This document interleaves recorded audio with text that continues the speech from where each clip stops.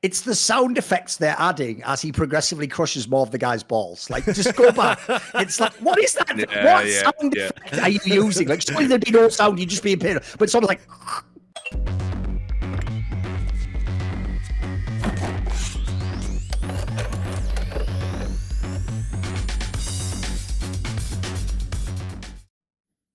Welcome back as we conclude our film noir arc here on Foreplay. After Chinatown, we are going to be jumping forward over 20 years, in fact, to LA Confidential. So we've managed to do almost 60 years of film noir in 4 weeks. So congratulations to us. Before we get into LA Confidential, we are going to announce the next genre we will be doing. After the hard-boiled, oftentimes depressing film noir, we decided, screw it. Let's just do something incredibly stupid and incredibly fun. So our next genre is going to be 90s action films, and we only picked the dumbest ones. So they are in order: the incredibly stupid yet incredibly entertaining Face Off first, followed by the first Tom Cruise Mission Impossible movie from 96, then Total Recall, followed by Con Air. Thoughts, gentlemen? I mean, I will immediately take umbrage with the notion that Mission Impossible 1, everyone's going to think I'm joking. That's the worst thing about this franchise. I don't even think that first movie is silly. I think it's just a really good, like, well-done, slick movie. I even think, by the way, unlike the other ones, that one, like, yeah, it slightly pushes the bounds with the stunts, but they are still plausible. It's the other movies where he's jumping off fucking plane, like, wings and stuff, and jets and stuff, like, they're the ones I can't handle. Like, even though, like, yeah, the thing of going being lasers is, like, at least it's vaguely plausible. You could believe like the best guy could do that. So I think here's the difference. I think the middle two actually are legit movies. It's like bookended by the silly ones. I'll give you that. The Nicolas Cage ones are the like silly bread for the otherwise, enjoyable sandwich of the 90s action movies. Yeah, I think what I'm looking forward to about it is, it sort of shows the breadth of the medium of film. That, you can get these very tonally different experiences. And I know a lot of people have been, in the comments, I read all the comments that people post on this. It's been really good to read people saying I would never watch Chinatown or, Touch of Evil or whatever it is, if you hadn't recommended it. But, some of the comments are there, like going, this is a bit pretentious, or, this is like a bit highbrow or artsy-fartsy or whatever. We're going to hit you with 2 Nicolas Cage movies, motherfuckers. Exactly. Now we're just going prime, coked out of his mind, Nick Cage. Like, so, I don't know, guys. Like, it doesn't get, this is the complete opposite end of the spectrum, so. Exactly. I like it. So let's start our conversation about LA Confidential. It is based on a book. Yeah. That I haven't read. I believe you guys have not read the book either, correct? I read it when I was was the university or something a long time ago. All right. Well, fair enough. And this movie is based on a book, and this film, I think to describe it would just be to say that it is kind of like the ultimate film noir. So it has been said, for example, that Milton killed epic poetry with Paradise Lost because the stakes were raised so high in Paradise Lost to literally the battle between heaven and hell that it was not possible to write more epic poetry after Milton. And in the same way, I kind of feel like it may not be possible to make a 30s, 40s, 50s era film noir movie after LA Confidential, because LA Confidential basically jams every single trope of film noir into a single movie. And it's not over full. The plot is excellent, right? It's just layers and layers and layers. But it's great that we're ending with this one because you kind of got each of the other movies that we did. You kind of got the different flavors of film noir, and this is just the buffet of every film noir flavor laid out in front of you at one time. So, for example, if you guys have been watching along, like the Maltese Falcon. So the Maltese Falcon is the famous MacGuffin. There is a MacGuffin in this story as well, which is this kind of vague implication that people are trying to take over this this power vacuum left by an incarcerated drug dealer in Los Angeles. Like Chinatown, you get the sense that there is an institutional corrupt power structure that it is very difficult, if not impossible, to fight against, right? Like Touch of Evil, you get questions of, do the ends justify the means? And in fact, in this film, you see characters, the primary protagonist character played by Guy Pearce, kind of slowly give in to the ends justifying the means by the end of the film and taking extrajudicial action to solve a problem, right? And so you get all of these different things, plus just jammed in there is this very, very beautiful and lush version of early 1950s Los Angeles that has many famous Los Angeles landmarks in it. It feels like Chinatown. You know, the vibrancy of LA in that period comes through in the same way that Chinatown does. You get corrupt cops like we saw in Touch of Evil. You get everything. You get absolutely everything. You get sex, prostitutes, drug dealing, corrupt cops, good cops, institutional power, power grabs, layers and layers and layers of schemes. You get gay sex, right? Because all of this stuff is, they took everything in the Hays Code that was forbidden in this time period and just stuffed it all into one film.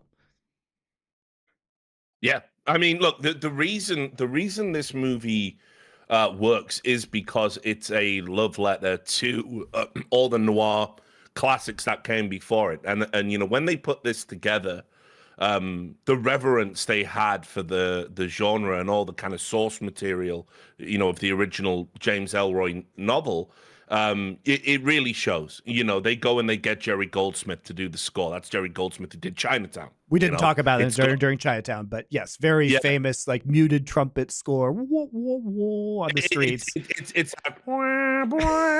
you know, like while you wistfully smoke a cigarette, right, wondering, you know, if that dame is going to betray you or whatever. You know, it's that. And so they absolutely, you know, it was an update, you know, because film noir is difficult. Film noir it has to be artistically shot. It's about light. It's about shapes. It's about the way that you frame a shot. It's about dialogue. It's about sprawling plots. And this is the 90s. This is 97.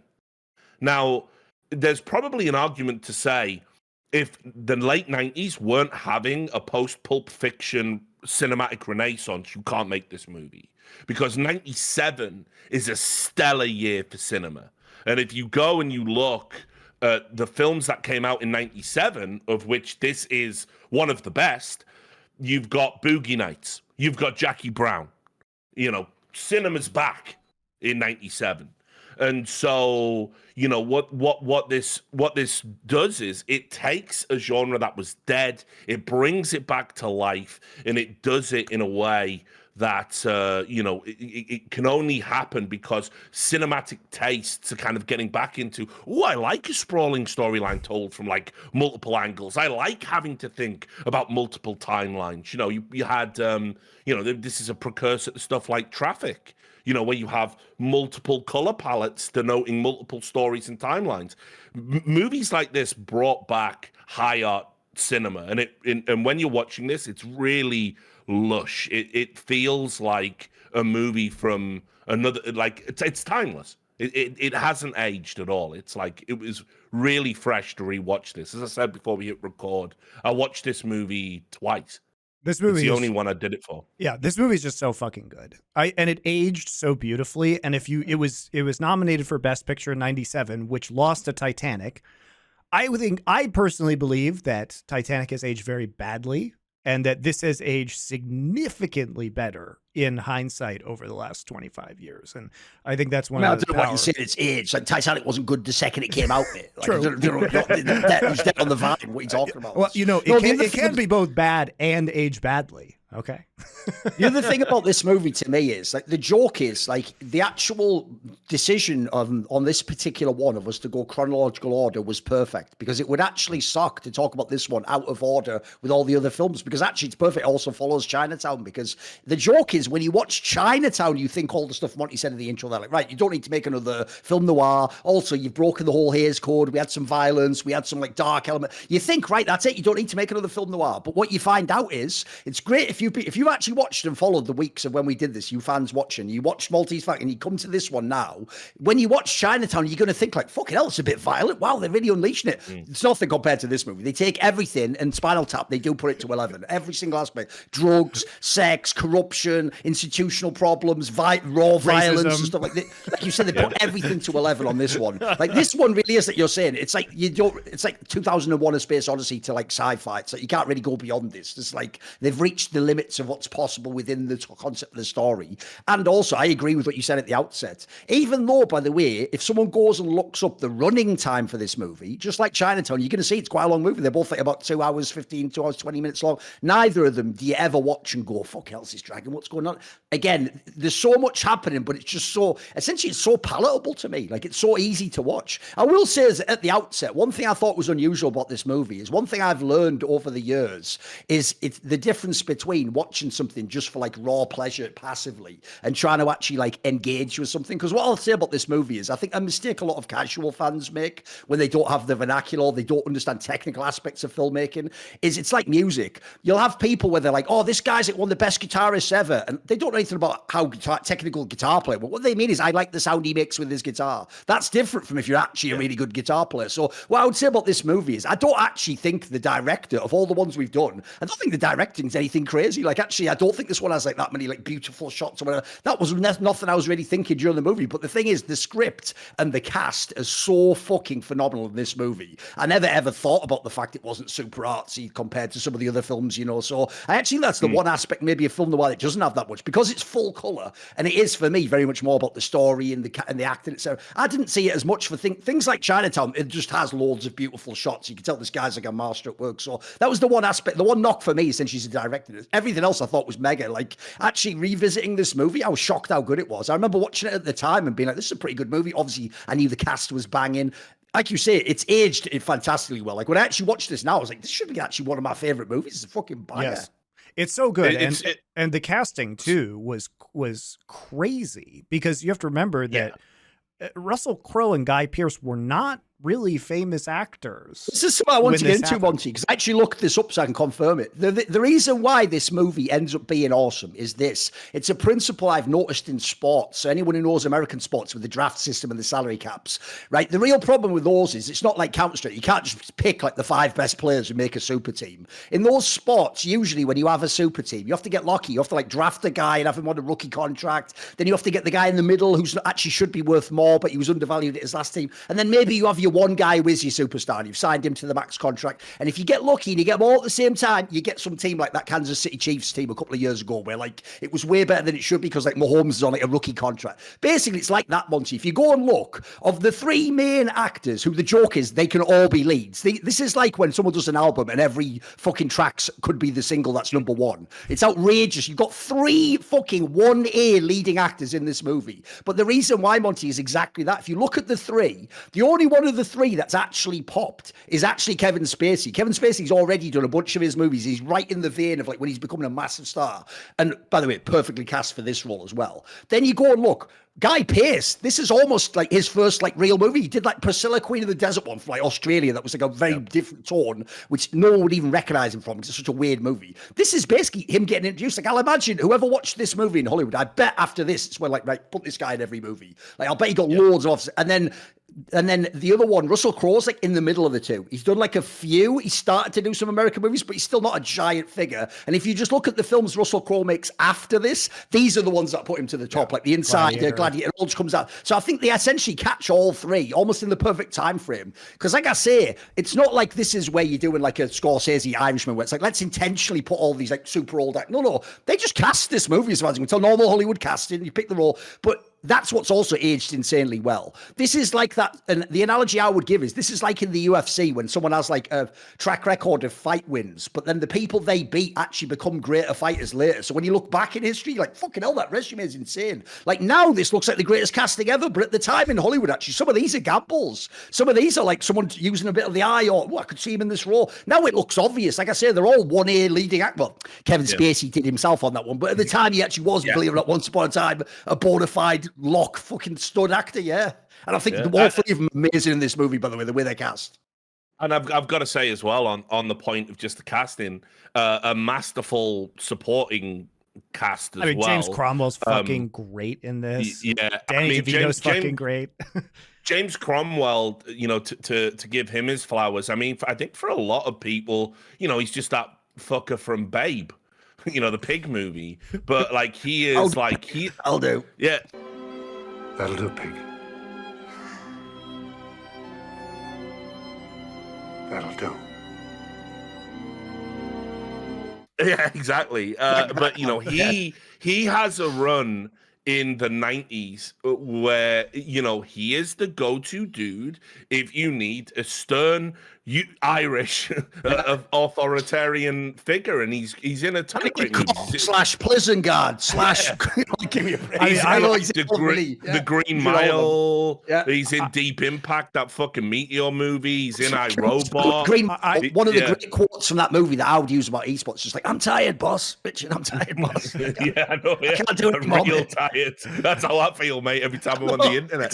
So James Cromwell's amazing. I always think of him. I can't separate him from being Zephram Cochrane in Star Trek First Contact because he's so good. Just being this drunken jerk in that movie, it's so wonderful. He was born for that role. But what I'll also add is this was a period, if you remember, like because of what, and again, all roads in the 90s do lead back to Pulp Fiction. John Travolta having his like career renaissance, casting changed. And everybody wanted to do, John Travolta was wicked in those movies in the 70s and 80s. Like, what happened to him? Oh, he still got it. We could put him back in the movie, so Kim Basinger hadn't been in a lot of stuff before this. She was essentially like hung out to dry. And I think her last movie was like, was it Batman? No, she did like one or two between that. I think she did like a rom-com or something called like, it was like a heist movie, Real McCoy or something. Anyway, she went from being the 80s heartthrob to getting a case of the Hollywood leading lady syndrome, and you just don't see her again. And she's brought back, and she's great. She doesn't have a lot of screen time, but she is electric in the scene she's in, and the chemistry between her and Russell Crowe is great. And just Danny DeVito, the little homunculus, you gotta love him. Absolutely perfect as a sleazy piece of shit journalist. Like no matter what a journalist looks like on the outside, all journalists look like Danny DeVito on the inside. You dig? And Danny DeVito is fucking great in this movie. It's just a dirty, horrible, like TMZ style. Yeah. That's right. Make sure we get the Hollywood sign in the shot with the hookers. Yeah.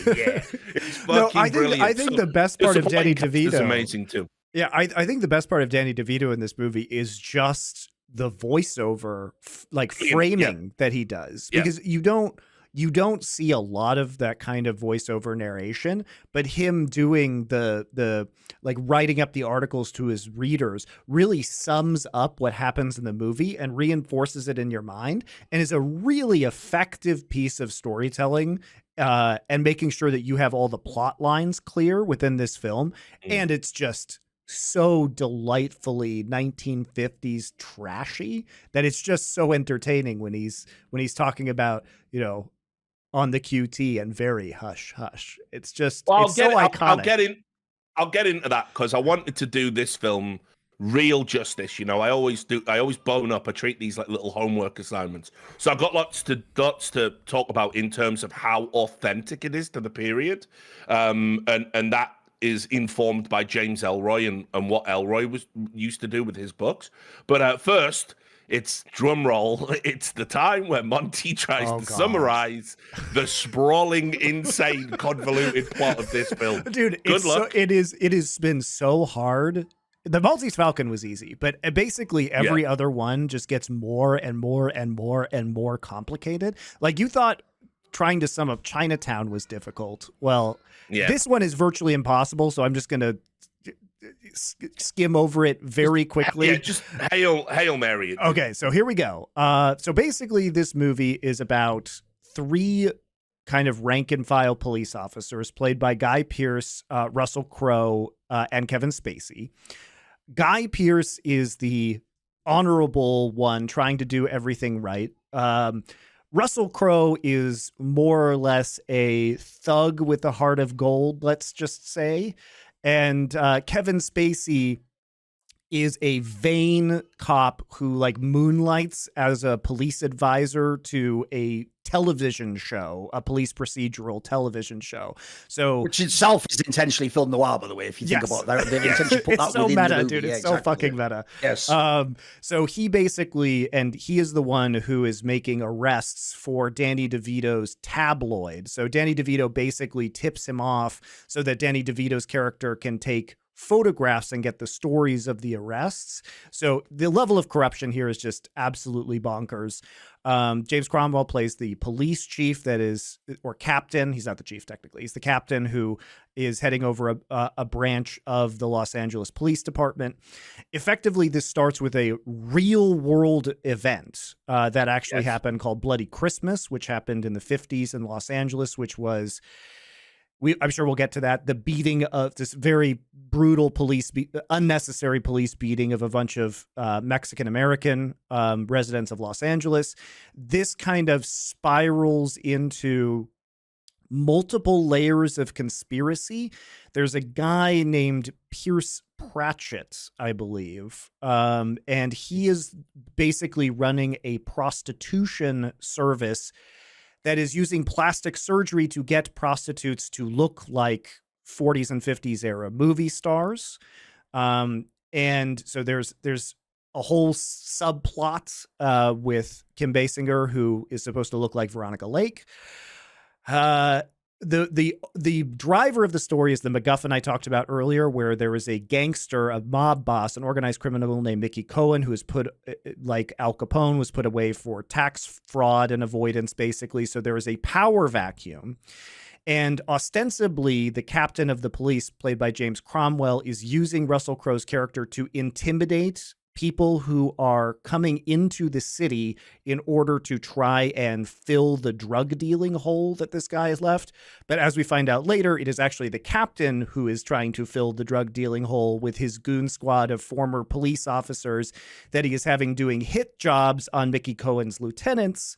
And that leads into a conspiracy where Russell Crowe and Guy Pearce eventually end up confronting him. And I will get to the end, I'm sure, later, where Guy Pearce kind of unceremoniously kills him. But there's basically, that is a very simple version of the plot. It is really dense and very complicated, and even more complicated than, I think this is the most complicated film noir plot. But it says a lot about LA Confidential in that it's actually very easy to follow because the pacing is so good and the information is presented so well. Yeah. On that note, like I say, this is why it's a masterful adaptation, because like a lot of what James Ellroy does with his books is, he's like kind of like a modern pulpy writer, and he has done a number of hard-boiled style, real throwback to it's called the LA Quartet, and basically these are books about real life events, things that happened in LA. He did a sort of fictionalization about the Black Dahlia murders, just called The Black Dahlia. And LA Confidential, it's informed by so much that's real that you get this interesting kind of blurring of the lines. Like you said, Monty, the Bloody Christmas scandal, it's a real touchstone. It was a very shocking moment in 1950s America, and it fueled the Chicano movement in that place, because it was police brutality, but it was police brutality along racial lines, laid bare in a way that couldn't be disputed, denied, or justified, made public. You know, when everyone had this very idyllic view of the police, and the police would never do anything wrong. You know, this was police brutality on a mass scale. You know, they beat these people in custody, give them horrendous injuries, and it led to, you know, police officers being indicted. Yeah, and this just didn't happen. Yeah, and to give context, it was because some cops were drinking at the police station. It's exactly like what happened in the film, basically. It's not exactly, but the concept is the same, which is that there were police working on Christmas. They got drunk, illegally got drunk. They shouldn't be drinking at the police station, and decided to inflict some punishment because of a perceived aggression towards an officer, even though all of the men they were beating were innocent of what they originally rounded them up for. Also, absolutely. I think you do have to put this not only in the historical context of the period, but in the historical context of Los Angeles in the 1990s, because this comes out in 97 and the Rodney King beating and riots were in 1992. So even for an audience in Los Angeles at the time, there would be obvious parallels between Rodney King, which for those of you who don't know this very specific aspect of American history, what happened in LA was that there was a black man named Rodney King who was videotaped getting beaten on the street by Los Angeles police officers. And this ended up creating massive riots in Los Angeles. And so this really does recall, it kind of goes to show and reminds people that potentially not a lot has changed in the 40 years between when this film takes place and when the Rodney King beating actually occurred. Yeah, that's actually something I wanted to bring up, which is one thing. This is going to be my own personal peccadillo for this one. You don't have to join in if you don't want. Basically, my theory on how they actually green light movies, because if you don't know, one thing that's interesting about Hollywood is they'll get the rights to a movie sometimes decades before they ever make the movie. One of my conspiracy theory adjacent perspectives is I think they choose which movies to actually make from the bank of films they have the rights for based on things, even though it looks like, oh, we're making a movie about like the 40s. It's like, no, you're always talking about today. So the question is, why would you pick something? There's obviously resonances and parallels you want to actually talk about today. So one of the things I was thinking when I was watching this movie was this is clearly supposed to be some sort of an indictment of 90s policing, because 90s policing is one of the last eras, despite what people politically might tell you, when essentially the police went super hard on minorities and people who they perceived as like they won't be able to do anything. Basically, we can just blame them, we can Shanghai them, we can just fuck them over, we can be corrupt and we can do the crime, but we can blame them for it. All that because the thing about it, there wasn't the internet to the same degree, there wasn't the same evidence standards. There's a million reasons. There's a million reasons you can get away with it. Basically, it's just too hard. So I actually think they're quite clearly trying to infer that, like, look, how far have we really come? Isn't this going on now in a way? Like, to me, that was clearly an undertone of this movie being in this time period as well. Well, and also, I mean, it definitely goes even further than that, because they actually set up three black men as basically they set them up for a crime they didn't commit in terms of the Night Owl massacre that happens, which is actually the police captain trying to tie up loose ends that he then blames on these black men, and those black men. Well, even that in itself, Monty, is almost like a nod back to Touch of Evil, because think about it. It's not that the black people never did anything. They were criminals. They just didn't do that crime. Yes. But if you're doing an ends justify the means, your logic's like, well, the criminals anyway, so they may as well take the blame. Yeah, exactly. There's an internal logic, which if you could put yourself in the corrupt cop's headspace, it almost does make sense. The whole point, though, is that's if you make the prior assumptions of like, I can flout the law, I'm the judge and jury, I decide who needs to be put away, etc. Yeah. And it's telegraphed that the police force is very much like this. There's a scene with Guy Pearce where he's talking to the police captain, and he says, look, you don't want to be a detective. Would you ever beat a confession out of a suspect you knew was guilty? Yes. And he asks him all these questions, and Guy Pearce is sort of saying, no, I wouldn't. He's a straight shooter. Would you be willing to shoot a hardened criminal in the back in order to offset the chance that some lawyer... No. Then, for the love of God, don't be a detective. He's a political animal. Think about this, Richard. In Touch of Evil, that's all inferred. They just explicitly say it. Like, they just straight up say that's what we're going to do. Literally, yeah. You know, and so Exley, Guy Pearce's character, he's a political animal. He'll inform on his own police officers. He doesn't have a sense of loyalty to his fellow patrolmen. He just wants to get as far up the ladder. He lives in the shadow of his hero cop father who's died, and he just wants to get as far up the ladder as he can. And that's all he really cares about. That's his motivation. But he is a straight shooter.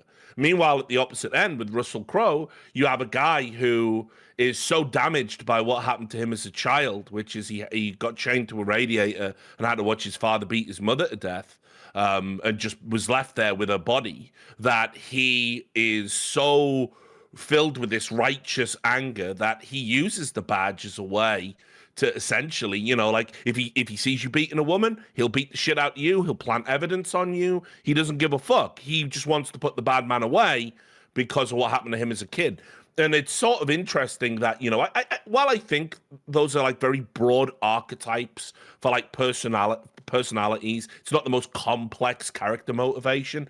You don't need it because the plot is so complex and it's a layer cake of corruption. You don't need the characters to have like all these incredible like little nuances and everything. It can just be as simple as that, and it works within the context of the story. But obviously, yeah, this is a movie about ultimately what, you know, how far will you go to get the bad guy, you know, and what constitutes a bad guy.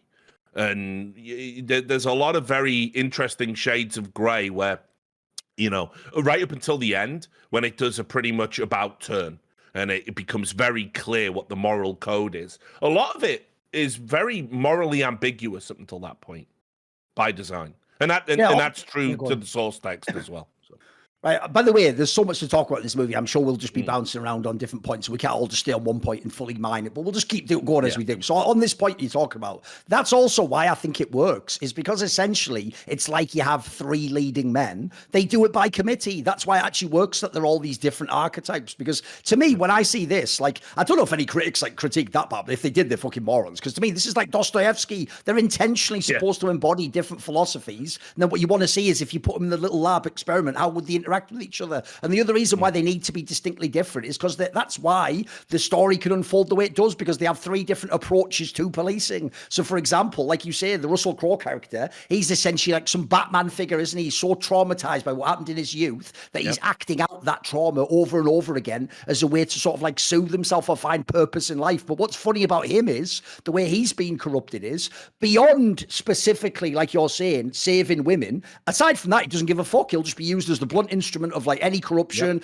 Essentially, he's the guy where you just tell him, see this guy, you don't know who he is. Yeah, just break his face. What did he do? He doesn't ask that question. He just goes and breaks your face. Meanwhile, you come to the Guy Pearce character. The Guy Pearce character is actually one of the more subtle ones, because what's clever is they present him initially as a classic archetype in any sort of male hierarchical institution, which is the guy who won't put up with the hazing and the social aspect, but thinks if you do it right, you can rise to the top. So initially, he's presented as like, you know, like cynical careerist politician type. But the joke is, just like the Russell Crowe character, he has his own special motivation which drives him, which in his case is because his father was a hero and died in the line of duty, he sort of wants to live up to that. But more importantly, as you find out, one of the key, obviously spoiler twist points in the movie is his secret motivation the whole time actually is this Rollo Tomassi point, this notion that he wants to be the guy who doesn't let people get away with it, which becomes essentially the most important part of the movie, because everyone else in the movie, until this character sort of forces them through his own actions to reassess their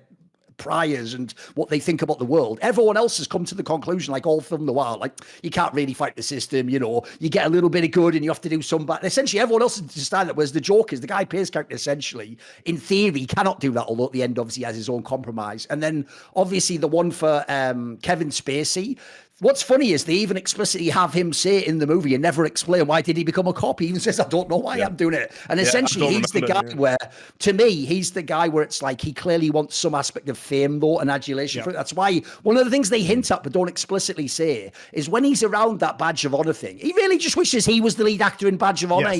He doesn't, like you can tell, like that's why the whole thing for him is even being on the step, like the way they threaten him early on is just sort of like, maybe we'll move you off that. It's like, oh shit, like that's like the big, for him, the sort of fame from it and the status that you get from that is clearly like why he does it. And then what's clever for me as well is it's not like they are just one note characters though. They all have their own like moment of like crisis, and then they have to like make a choice. And so I thought the way it was actually handled, again, I can see how some people will think it's simplistic, but I actually thought that was the genius of it. It's like you're not making every character a million levels of gray or whatever. Yeah, and the core at the heart of it all is this is a movie ultimately about redemption. All of the characters go on a redemptive arc. They are corrupt or limited in a very specific way to them, whether it's blind ambition, and Exley is a thoroughly unlikable protagonist. Even from the cops and the jokers, everyone hates him. Yeah, but when his motivation is revealed and him and Russell Crowe kind of pair up, and Spacey as well, and they go after the real bad guy for a change. That's when he becomes more sympathetic, and you actually like him. And he doesn't get the girl at the end, he does get his badge and he does get his promotion, but he's just left. He's left holding the mess at the end. And by the way, spoiler: the captain sort of does get away with it, even in death. With Russell Crowe, what it does is it makes him. You immediately get him. We all know a guy like this. He's like big guy, tough guy. He's an attack but dog. A heart of gold. Exactly. He's a really loyal attack dog. But obviously he slips. He is reduced to the worst thing he can imagine, which is he hits a woman. He hits Kim Basinger after their love tryst. And by the way, I will say this: Russell Crowe doesn't get a lot of props for his acting. Particularly like 90s Russell Crowe, where you would probably think of him as like Gladiator or whatever, where it's a more muscular performance, let's say. He looks absolutely crestfallen when he hits Kim Basinger, and his face crumples in a way that it's really, it's excellent. It's excellent acting.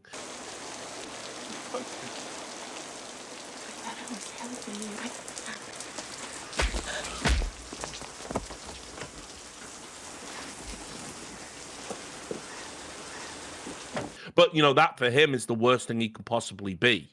And he is reduced to that. And then, even at the end, you can see the shame, the guilt. He can't be a police officer anymore after that point. He's not fit to wear the badge anymore. And so he goes off to Arizona, but he does get the girl. And then obviously Kevin Spacey, that scene is key. He has become so vain. He has become so enamored with celebrity. He is doing he's working with the Danny DeVito journalist character to get high-profile busts, which are all entrapment. And he's always there in the pictures. And then he gets paid under the table also. Yeah, and he gets paid under the table.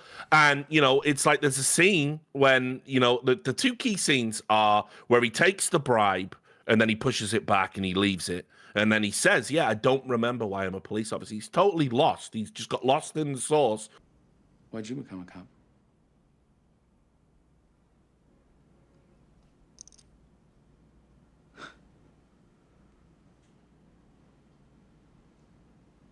I don't remember. But the institutional corruption of the police force is what brings them together to find a redemptive arc, to be good police officers, to be good men again. And in many ways, the film itself is sort of like a broader meditation on, what would it take to redeem the police? Yes. What would it take to redeem this, corrupt institution? And as you can see, these guys sacrifice pretty much everything to just get to remove one corrupt facet of it in the form of an out-of-control police captain. And by the way, on that topic you talk about as well, the other thing I find interesting is, even though the plot, like I say, through the Exley character brings everyone, so they have to like either join with him or go against him, they all are, like you say, individually having moments before that where they're sort of questioning, like I said, what is like what is my archetype? So the guy, like the Russell Crowe character, already can sense like, where does this violence lead, essentially? Like, he's already getting some sense that it doesn't quite work. The Guy Pearce character, even though he's succeeding, think about it, he's winning these medals of valor, and he's going at he knows, like, something's not right about this, though, something's off about that, and my whole shit was not let people get away with it. And then the Jack Vincennes one, the Kevin Spacey one's quite interesting, because what's clever with him is they just essentially, this is how well done it's as a film as well. They don't hit you over the head with it. Early on, you have these scenes where he does the corrupt, like, the celebrity TMZ style, look, this person did it. But then what's great is before he even has the confrontation with the Guy Pearce character, he has that bit where they're setting up the guy who becomes the mentalist, that like guy. And even then you can see on his face that he's sort of realizing, this is fucked up what we're doing though, isn't it? We're like absolutely going to basically wreck this guy's whole career, fuck him forever. And for what, like a tiny bit of money, and we're just lying to him. Like, you can already see the cogs turning there. Like he's having some thoughts, like, and obviously on that particular case, before he's even had to confront the other thing, he actually goes and attempts to stop that. I don't know if people fully picked up on that. When he goes to that apartment, he's going early to try and basically tell the guy, look, just get out of here, like they're going to come basically. But obviously that turns out the person's dead and it just goes into the bigger conspiracy. But yeah, that's the other thing I thought was interesting was you have like the individual experience and growth, and then it fits quite neatly into the bigger plot, which is awesome. Because by the way, I actually do think a very subtle part to me was at the end where the Guy Pearce character is talking to the Dudley Smith, and he basically, the Dudley Smith guy thinks he's the original archetype, and he's sort of like, right, you know, basically like, just let me do the talking, I'll get you what you want, your promotion and all that, you'll be like captain of police, and essentially he has it all sewed up. In theory you can just leave it there, but I actually, this was my take, I want to see what you thought. I actually thought the reason why the Guy Pearce guy sort of thinks and then shoots him anyway and kills the Dudley Smith character, I actually personally took it as you couldn't trust that would actually work out. Like, think about this. This is something I've always thought about. So the police arrive and two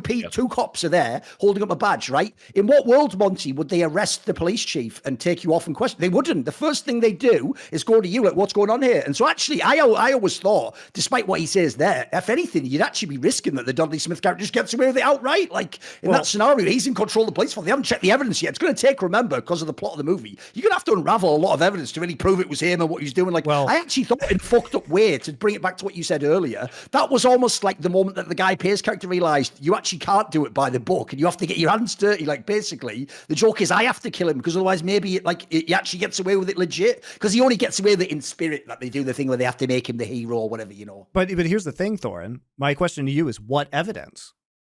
He tied up all the loose ends. He killed Hudgens. He killed Danny DeVito's character. He killed Patchett. He killed his henchmen that were doing the crimes. There basically isn't evidence that he did anything anymore.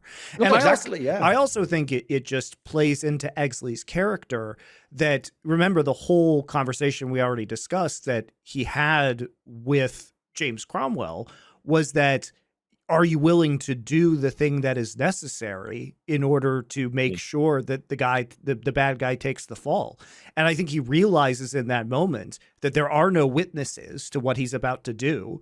And it could be plausibly explained as this massive shootout where he was on the same side as the captain. And so he just takes the shot to solve the problem, because that's the only way you can solve the problem. And even then, the question is, does it actually solve the problem? Because the fundamental problem of the movie is that there's a power vacuum around the drug trade in Los Angeles. Well, there's still a power vacuum around the drug trade in Los Angeles. Is this. The real joke is, if you want to be edgy, you make a sequel where Guy Pearce's character now runs the fucking city like the Dudley Smith one, and he's like the ultimate bad guy. The joke is, you're right, it could essentially just set the same cycle off. Yeah, so, you know, in a way, you're left really questioning, you know, that aspect of it. And I think one of the brilliant things about this movie, in terms of the characterization, to keep going on this, is that Dudley Smith plays White, Exley, and Vincennes all off each other using their faults, right? It's actually like a genius puppet essentially master he knows he can predict what happens if you do this to one guy. Like, for example, he almost did it. He would have actually gotten the Russell Crowe character to kill Guy Pearce, which would have solved the whole movie for him. Like, that's actually very cleverly set up, because again, notice he does it where it's like you think you're uncovering the evidence, but he set that whole scene up that you're going to go and see the photos. He distracts Vincennes with Vincennes' own vanity. He takes the pictures of Exley with Kim Basinger's character to trigger Bud White. But he even plays Exley's ambitions against him by basically saying that he can do the interrogations of the Night Owl suspects, which Dudley Smith knows are fake. They're basically he did the crime, and these are the guys that he's trying to frame for it. And so he basically plays on Exley's ambition to get the confession out of him. Now they confess to a different crime and then end up on the run. I wonder if casual people will pick up on that, because that's a point that is actually quite big, because they keep saying it towards the end of the movie. But the reason why actually you should, in theory, should have been able to rely on that, Monty, is because in theory, if the Exley character really is a career politician, the one thing he's not going to do is undo his biggest case that won him that big medal. Like, and so that's basically what the Dudley Smith guy's sort of relying on. You know, they keep saying that even at the interrogation, like he's going to bring the whole thing down. But essentially, that's how you know the character made the transformation. You know? So he's trying to distract all of the people. Like, basically, he has Exley. He thinks that Exley's just going to be happy enough taking the medal and giving himself a pat on the back and not going to think about it too much. He thinks that Bud White is a loyal attack dog and can be manipulated very easily into committing a crime against Exley. And he thinks Vincennes is just going to be distracted by his own thirst for fame. Now, the thing is that these people actually do change over the course of the movie. Exley, as we discussed, changes into the character who is willing to do things, that are morally questionable. And we hear Vincennes, kind of actually finding his morality, and Bud White overcoming his kind of like knee-jerk aggression to, seek real justice. By the way, you said earlier about the James Cromwell, the Dudley Smith guy. I also think that is actually low key. He's like stealing some of these scenes. He's so good. Like that line, I even wrote it down. That's fucking mega later on in the movie where he goes, "Don't start trying to do the right thing, boyo. You haven't had enough practice." That's a fucking. Don't start trying to do the right thing, boyo. You just pause for a second after writing that in the script. Pour yourself a bourbon and just drink. Yeah, I'm the shit at this. That was a banger line. That was a banger. That was a banger line. I messed something up. I'm trying to make amends. Don't start trying to do the right thing, boyo. You haven't had the practice. And look, I think what's also interesting as well is that what's clear is that even though these three police officers have all lost their way in different ways, they all are kind of like the best the force really has to offer. They're all exceptional in some aspect. We see that in the interrogation scene where, you masterfully extract a confession, albeit a false one. It was a real confession. It was just not to that crime. Yeah, exactly. Yeah. You have, Russell Crowe's character, Bud White, is totally underestimated. It's, like he's viewed as just the hired goon, the muscle. But actually, he's one of the guy that's putting it all together. He's looking at all the facets of the story and all the interconnected bits. He's actually the guy who he's ahead of Exley. Exley goes to question someone. Bud White's already been. Bud White is a very switched on police officer, and obviously Jack Vincennes, the only roadblock to him doing good police work is his vanity. He loves being associated with this TV show, Badge of Honor, more than doing good police work. But he's incredibly well connected in the world of Vice.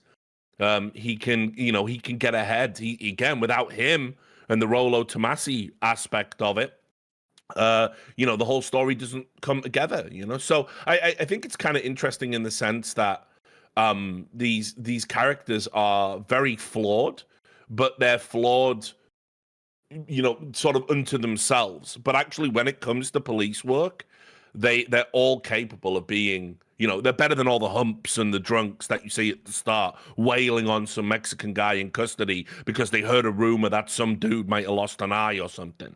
And these represent the best of the police force. They've just lost their way almost as a byproduct of the institution itself. By the way, I love the interplay with them all. Sorry, I'm just saying, I love the interplay between the three main characters. I think that's some like specific scenes that I wanted to highlight, because there are some that are super memorable but badass. One, I will just say, because if you've seen the movie, you'll instantly know what I mean. Just the scene that shows off what good cop, bad cop is like. That is fucking hilarious. Yeah. Like, that's like low key, like the dream of what you want to do when there's some like dick in like a bigger hierarchy. It's like, you can't touch me. It's like the way they wreck this fucking gun is so funny. Like, it's actually amazing. Like when they're just hanging him outside the window. That's straight fire already. Come on, don't pull that good cop, bad cop crap. I practically invented it.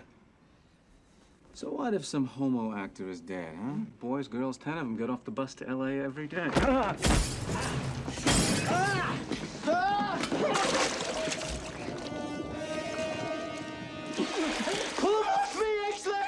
I don't know how. And then Shout also, out to Ron Rifkin.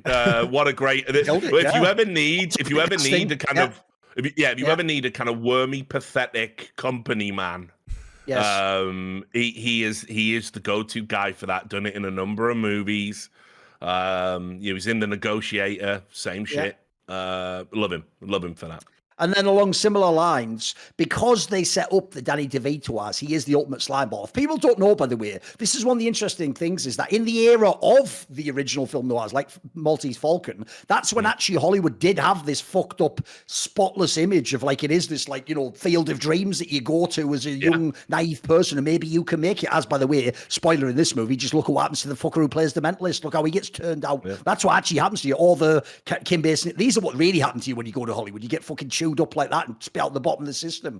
But what happens when you see that aspect is Danny DeVito, if you don't know, that really is, there was loads of shit going on. Like famously, there's a book that Kenneth Anger wrote called Hollywood Babylon that's like this. It tells all the stories of, you know, that person was like secretly gay, and then this one was like doing dodgy stuff with kids, and this one was, I don't know, sex change or something. It's like all the like secrets of Hollywood that were known in the famous Hollywood Hills. Basically, he's like the TMZ of his day, right? Getting all these corrupt things. But what I love is, because what's funny about this movie is, this is how you know it's well done as a movie, well executed. There's so many of these lines should be cheesy, should be shit, but they nail the way they do it. Like the way when they kill the Danny DeVito character, when they just go, hush, hush now. Like that in itself, fucking, again, that could, if that was in a Nicolas Cage movie, that could be terrible. That's actually fire when they kill him. Because you notice, like, in that moment, you also do low-key sort of think, after seeing how he set up the fucking young actor, you sort of do think, like, this is kind of like Shakespeare, you deserve to die this way. This actually is how you deserve to go out, mate. Like this is almost like a righteous kill in your case, even though it's the scumbags killing you. Like I thought that was like a perfect end to that character too. Because you know the joke is, think about the genius of this, Richard. He thinks he's in on the scam still, and it's just playing a part, and then he gets killed. And that's perfect. That's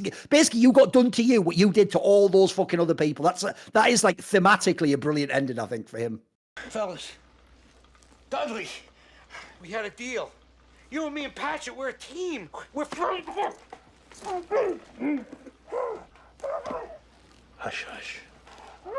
Yeah, and you know, it's actually, it's really well informed. Like this is obviously this is where the James Ellroy novel really shines in this adaptation, because the Hush Hush. Well, first of all, there was a magazine called Hush Hush. There was a magazine called Hush Hush, but that came later. What this is based on is in the early 50s, there was a magazine called Confidential. It's essentially the progenitor of all the gossip rags, all the tawdry celebrity nonsense. And yeah, ultimately what it did is, I think the first edition rather, is like 52, there or thereabouts. And they got big off the back of Marilyn Monroe and Joe DiMaggio's like breakup, right, and all the salacious coverage around that. And so they used to, the way the articles were written, it was done in like, you know, almost like a weird fucked up pseudo gonzo style, because the guy would the writers on Confidential would be like, I'm an insider, I saw it, you know, there's no sourcing, right, there's no like documentation, it's just a lurid photo. And, you know, Joe DiMaggio was seen with like these other women, and that's what's going on there. And I know it, and because I'm an insider. And if you want to get it, it's, you know, it's Confidential's tagline was uncensored and off the record. Okay. That's what they say. So their day in many ways. Yeah, exactly. So like in the movie with the strictly hush hush. You know, it's wonderful that they've been able to bring that aspect of Hollywood to life. And you're right. This is the start of the humanization, essentially, of these Hollywood stars. We're coming out of, you know, post-war. Nobody really wanted to get in people's shit. You had a little period of time where everyone just wanted to feel good again. You know, talkies, it's obviously been taken off for a while, and people wanted to have something to look up to and revere. But by the 50s, this era that becomes incredibly subversive in music and art and literature, obviously, it was the perfect time for a magazine like this to sort of come out and say, you know, those people up there in Hollywood, yeah, their shit stinks too. Look, boom, they're a fucking mess. Divorces, cheating, closet homosexuality, all the other, ooh, you know, all the other stuff that was frowned upon in polite society. They're doing it too. And so I love the way that this story in and of itself, the magazine is almost like the framework that brings you into this world. It's the frame narrative. It's really well done. Yeah. It's really well done. You heard it here first. Off the record, on the QT, and very hush, hush.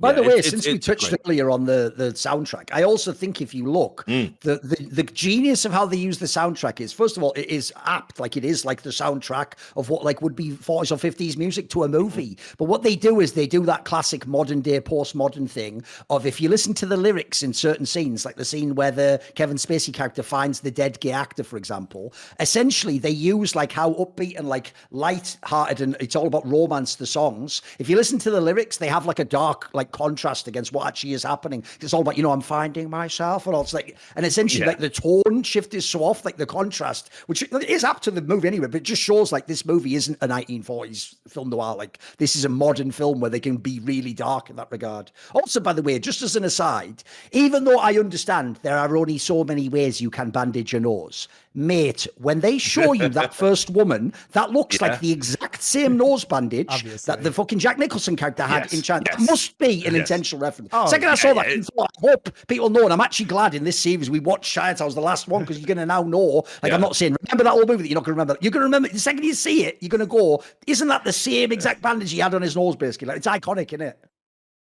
Yeah, I mean, it was like, there's so many little nods and references. That's what I mean. It's like, it's a very rich movie in that regard. I do want to talk about, I don't know what they did in this film, the way it's shot. I don't know if it's the film that they used or something, but I think the color palette is like fucking great.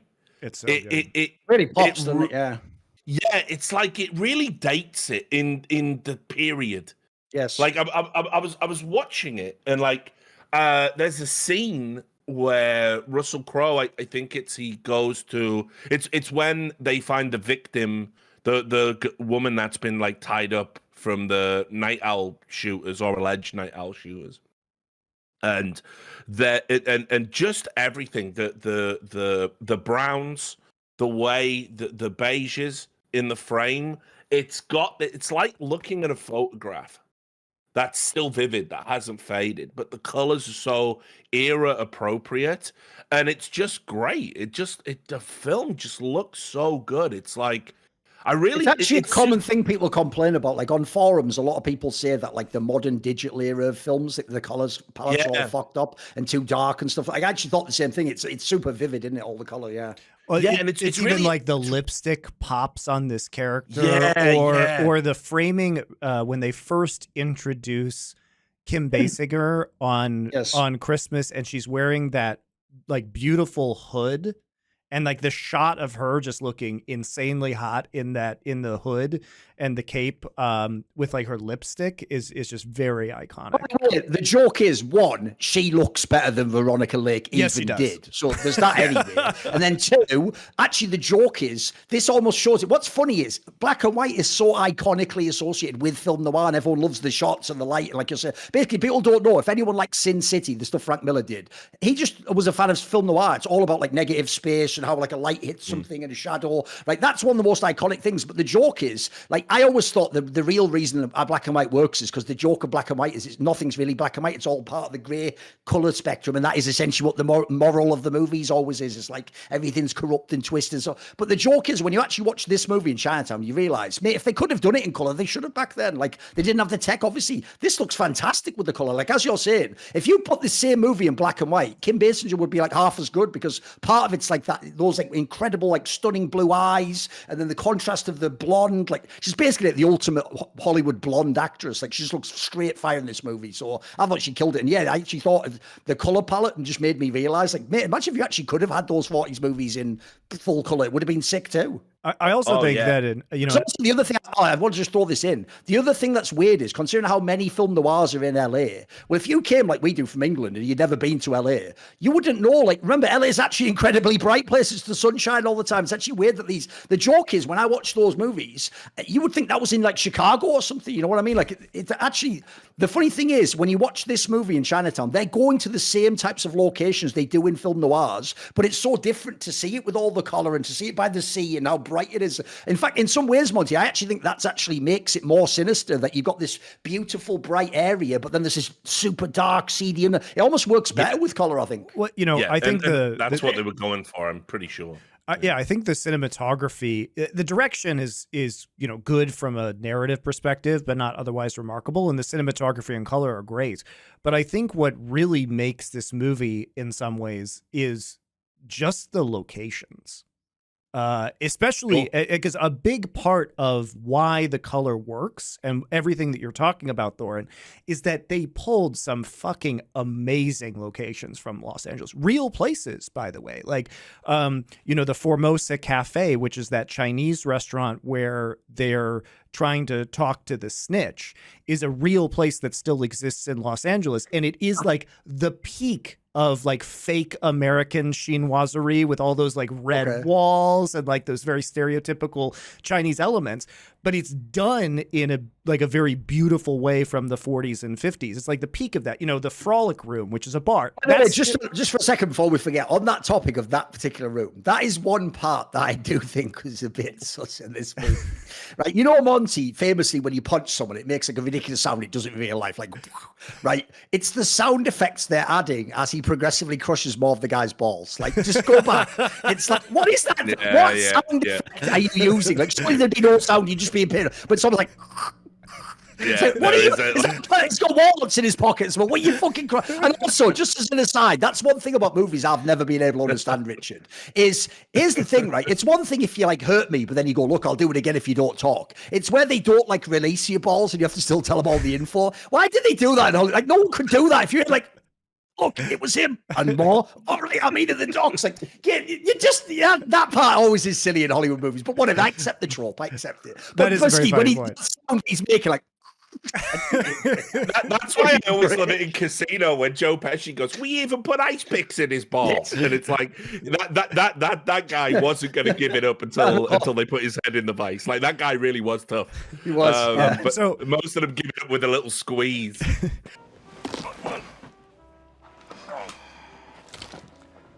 What do I get if I give you your balls back, you wop cocksucker? So that's that moment, like the sound effect aside, the scene is brilliantly shot because that place really exists and is an icon of Los Angeles. The Frolic Room, the bar that they go, that's a real place. You can still go to that bar in LA. Even the last scene where they're doing Smith lures Eggleston and White to kill them, basically. I think it's called the Victory Motel, is in the Inglewood oil field, which is another iconic part of Los Angeles where you see, the oil pumps going up and down. But this is just an amazing, like, the location scouting is so good in this movie. Kim Basinger's house is this beautiful Spanish style. Patchett's house, you get to see like the Spanish style history of Los Angeles. And then you get to see the modernity because Patchett's in this like ultra modern house in the Hollywood Hills, which would have been, for the 50s, like really cutting edge architecture at the time. So you really get this sampling of every kind of aesthetic that's in Los Angeles. If you have, lived in Los Angeles or know Los Angeles like I do, you get to see all these landmarks and them being very authentically shot in the real places, which is very fun. For that character, the Pearce Patchett one, who isn't in it much, but I thought did a good job. That's an example, just like the Dudley Smith, of where I've come full circle now. I used to do that thing where you buy into the narrative. I'm going to agree with the heterodox on this one, which goes like this. Typecasting is a good thing because the fucking Pearce Patchett guy, like you say, the guy who plays the DA and the guy who plays the captain, they're typecast people who've done those roles. Then they're fucking great at it. Like, really you've nailed exactly what you want from that role. You've got somebody who could do it because the guy who actually plays that one's quite a subtle role. role, but he kills it again. Does a really good job. Like, if I think, all I'll say is this: go back if you want to just test how good this movie's casting is. Go back and rewatch some of the Maltese Falcon and look how fucking ropey some of the performances are and how shit the dialogue is, and how people they really are doing that thing they do in the 40s where they talk like they're all on Adderall trying to get through the fucking. And yeah, what are you gonna do about that? Well, I don't know about that. What are you gonna do about that? Like, this is like every person cast in this is like they've just nailed the tone of what they want to be. Like, I actually think I agree. The funny thing is the lead actors are insane, so it almost distracts you. But when you actually look at the like support, it's amazing. They've done, even though some of them are just ridiculous, like you say, Rich, they've done the same role like 10 times over. They do exactly what you want. It does what it says on the tin, as they used to say when I was a boy. Yeah, well, I mean, look. So on just in regards to Monty's point about the locations, I think like, you know, I love the shot from the premiere of the movie When Worlds Collide, and it's just before they do that bogus drugs bust, and Danny DeVito enters from the, you know, as we're looking at it, from the left side of the frame. Kevin Spacey comes in from the right. The movie premiere is in the background with the big sign "When Worlds Collide," and maybe it's a little bit on the nose, but I always love it because it is worlds colliding. You know, When Worlds Collide was like an early '50s sci-fi movie that's kind of like, it's only really remembered for its like special effects. It was like a classic, you know, Earth's being invaded alien movie. But yeah, it's worlds colliding, and it's got this beautiful, the spotlights they used to put up for the premieres, going out into the moon, you know, into the moonlight. There's no stars; it's just black, and you've got, you know, the Jack Vincennes, Danny DeVito's character coming in. It's beautiful. It's like a painting. It's like so nice. And I think the other shot that I love is, funnily enough, when Bud White is under the house. And he finds the body, and it somehow, and this is why, like, shout out to the cinematographer on this movie, a guy called Dante Spinotti. You should love him, Duncan, because he was the cinematographer for Heat. He worked with Michael Mann on Heat. So, I mean, this is why we'll talk about Curtis Hanson in a bit, but the somehow you are under a house.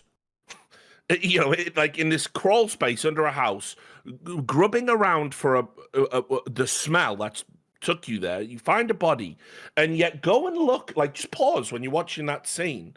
Somehow they have got Bud White, Russell Crowe's character, framed in this perfect halo of light that makes him stand out. You can see every aspect of what he's doing.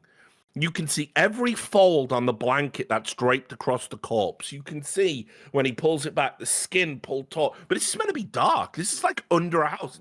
The way these shots are framed, it is so masterful. The lighting, the cinematography, the composition.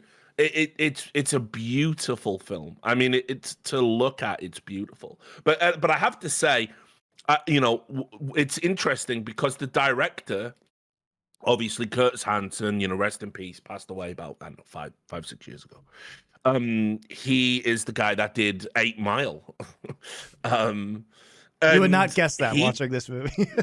I No, mean, that's one thing actually, Richard. When I was looking this up, he actually doesn't do that many big movies after this. It's kind of crazy because you'd think this would launch. Like he did that Wonder Boys movie, which is not a bad one. That was actually quite good. But I was shocked by how few good movies he has on his resume after this. It's ridiculous. It's kind of interesting. So with his career, it's sort of he basically became, he went the other way. So after doing this huge, like, lush, vibrant, amazing, layered, deep ensemble cast movie as part of the great cinematic renaissance of the late 90s, he became really sort of disenchanted with the system. And ultimately, after Wonder Boys came out, which was his next movie, and it bombed, he went to, like, direct music videos. He said, "Fuck this! I like when I do a music video, I have total control, total dominion over what I'm putting in the video. I can express myself creatively, and then out of that decision is what where 8 Mile comes. What's super interesting there is, I think the original person they wanted for 8 Mile was Danny Boyle. You know, you can sort of understand. Oh, okay, sure. But because Hanson had took this decision to be doing these. He did a music video for like Bob Dylan and some other stuff. They basically said, like, actually, you know, we want this to feel like a music video. And, you know, bada bing, bada boom, he got to sort of reunite with Kim Basinger out of nowhere. But yeah, it's like he became, like, after this huge success, he was like, okay, I've done my studio movie, because he was like essentially a director for hire. Prior to this, he did a bunch of like, you know, late 80s, like 90s studio movies, genre movies. This was his big success. And he said, right, now I get to do one for me. And that was Wonder Boys, and it bombed. And he said, you know what? Fuck the system, actually. And you know, look, I think a lot of the movie, I don't know how much to put on him or to put on, you know, Dante Spinotti, who is like a fucking industry legend when it comes to cinematography. But I mean, this movie is a masterpiece, and it's super weird that the guy that directed it never does a movie that even has the scale or the scope of this. And then, you know, if I was to say Curtis Hanson to the average person on the street, they would, if they knew his name at all, they wouldn't say LA Confidential, they'd say 8 Mile. It's why I said earlier, I actually think it's almost like a bit of fortuitousness or happenstance that they got this insane cast. This isn't like I say, someone's like, oh, I really want to work with Martin Scorsese, or someone's like, I'll be in the movie and take like a pay cut. This is like they just cast a movie normally in Hollywood, and it just so happens they get this fucking insane cast that carries the whole movie. This has to be one of the best casting jobs of all time. Like, Braceway, try and imagine this for a second. It'll be hard, but imagine, I actually tried doing this as a thought experiment. Take the movie and not take people as good, just think at the same time era, like I say, because some of the people like Guy Pearce are way less famous back then. Just try and think of another Hollywood actor who was like a similar level of fame and put them in, and the movie becomes shit, I'm telling you. Even if some of them are all right actors, like, even if you put like Kurt Russell or something in, it just wouldn't be as good a movie. Like, I actually think some of it was luck, but by the way, that's like a classic thing about things that are like, what would you say, like art that people have to collaborate on. You need a bit of luck. You need to get lucky with the person that you didn't know was going to be that good, who does an insane job, or you have some side character who's supposed to be a one-note acting job, but then they nail that so well it becomes iconic. Like, there's another thing, by the way, as an aside. People now will look at the Danny DeVito character also and be like, oh, I love Danny DeVito. It's like, this is like the fucking mid-90s story. He's like a joke at this point in time. Like, actually, in some ways, he's getting like obviously this isn't Get Shorty. He's getting the Travolta treatment, isn't he? He's sort of getting brought back from being like a fucking gag actor. Like, yeah. And you know, like, just to talk about Danny DeVito, like, I would never ever try and push him as like being some underappreciated actor, right? Like, and he's really great and you know, all of that nonsense. But what you have to understand is, I mean, like, Danny DeVito has done some fucking legit shit. You know, like Danny DeVito has been in some great movies. Danny DeVito, listen, I think it's kind of been forgotten to time. Come on, hit us with it. Mate, I'm gonna say it. I think his performance as the Penguin in '92 Batman was all right. Yeah, it's fine. By the way, we've never addressed this on this show, but that's one thing I actually despise about all the nephews fawning about their Batman trilogy. It's like, mate, those first two Tim Burton Batmans are fucking fire. I'll never hear anyone tell me those are shit. Get the fuck out. I think in terms of like what you want as a performance in a Tim Burton movie, I think Danny DeVito was fantastic. He did a great job, actually. Yeah. And you know, look, he played Mancini in One Flew Over the Cuckoo's Nest, if you remember. He doesn't have a huge part, but you know, he's in that. He's associated with that greatness. Obviously, his role with Matilda will never be forgotten as Matilda's father. Thought that was very well done. You know? I have to admit, I do have a soft spot for Death to Smoochie, which he directed. Yeah, Death to Smoochie as well. You know, Death to Smoochie, and like, you know, listen, what do you want when you cast Danny DeVito in anything? What you know, it's generally a broad comedic, in some way, role. Why? Because he's totally antithetical to what a Hollywood star is supposed to look like. He's 4'10". He's not just like, short, dude. He's a man dwarf. Under 5 feet. That is who's not actually like Peter Dinklage, right? He's a fat, balding manlet, and you know, he's, as I say, absolutely perfect in this film. So I mean, you know, I love that they gave him so much to do, and I agree. In terms of movies with like ensemble casts, you know, we get spoiled in the 90s because it was brought back. There was, like I said, this brief resurgence of the auteur is what you get in late 90s. And this really sort of it showed it could be commercially successful. I think that's the key thing. Like, out of all of the great 90s ensemble casts that you get, you know, like the Jackie Browns, which, you know, Jackie Brown is a really misunderstood and, in my opinion, wrongly maligned movie. A lot of people think it's like Tarantino's worst, or certainly that was the narrative for a while, you know, and maybe wasn't as commercially successful as it should have been. But this was made on a budget of like 35 million and it grossed like 130. I mean, wild, this was it's like insanely successful. You know, you think about the other ones, probably the best ever ensemble cast from this era, at least, is Magnolia, which is like 2 years later. Pretty good, yeah. Yeah, I fucking love that movie. It's one of my favorites. But, you know, you have to sort of look at this and how studios think. And as a proof of concept, can we get a bunch of like up and coming actors, cast them all in a movie, give them like things to do, give them a really good script, a convoluted, sprawling plot, and can we, you know, will an audience go and watch that? Absolutely. They did. And this is what I mean. I think we really lost our way somewhere after like 2004, 2005. I think we really lost our way in film again, because I don't know, I just think about all those mid-90s movies. I think about Seven. I think about The Usual Suspects. I think about this. I think about how suddenly by 99, you're watching Magnolia. Every student's got that poster in their fucking dorm. What's going on? You know, like we did good films again for this brief moment in time. By the way, there's a couple of small details.